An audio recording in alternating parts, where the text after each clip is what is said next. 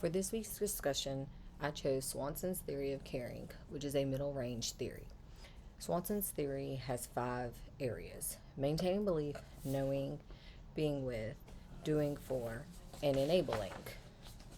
Those 5 concepts actually coincide with also the 4 meta paradigms, which are person, environment, health, and nursing. However, environment is the least utilized.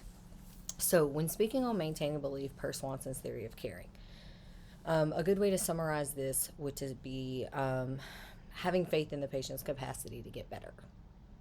What that means is fostering hope and providing optimism for the patient. I work in ICU and I also work PRN in a heart and vascular area.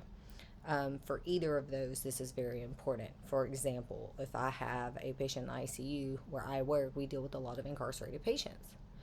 These patients don't have family. These patients, families actually don't even know that they're there. It's illegal. Like, we're not allowed to let them know that they're there. You can apply this principle by emphasizing their resilience, their inner strength, reminding them of that.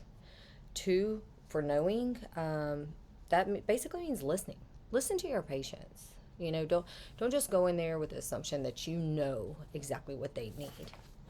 3, being with, you're going to offer them emotional support and companionship by staying present with the patient. You're not going to be one of those nurses that just goes in and says, "Hey, I'm Whitney. I'm your nurse for the day. How are you?" and then doesn't come back for 4 hours. You have to go in and do your hourly rounds.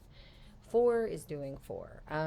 This means you're doing for the patient what they can't do for themselves, or you're aiding in it. Like, they're ADLs. If they can't brush their teeth, if they can't ambulate to the bathroom independently. A lot of these patients, whether it's the cardiac unit or it's the ICU that I work at, they have generalized weakness.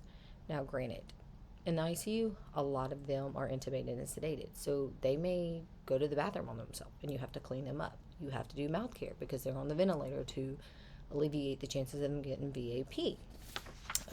In the cardiac unit, they're weak. These people are in CAD, chronic renal disease, or failure. So they really need the help. 5 is enabling. This basically means empower your patients to be involved in their plan of care. Let them know, like, hey, you have a choice. You can make the choice in your plan of care as well. If we get a lot of cancer patients in ICU, and a lot of times I find that they don't really even know what's going on. They're just doing what somebody tells them to do because they don't have a medical background or any knowledge on what's going on.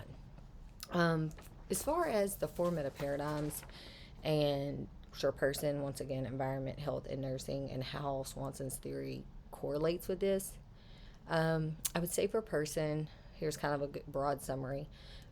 Her theory recognizes the person as a unique individual with a capacity for growth, healing, and coping. As far as the environment, which I've already spoken about and said that it's the least used, it's just the theory acknowledges the impact of both the internal and spiritual and external environment on the person's health and well-being. 3 is health. Swanson's theory views health as a state of wholeness and well-being. The goal of this is to enable individuals to achieve and maintain optimal levels of well-being. And as far as 4, which is nursing, Swanson defines nursing as the application of informed caring. That means maintaining belief, knowing, being with them, doing for, enabling. All these processes are designed to foster healing and promote the patient's autonomy.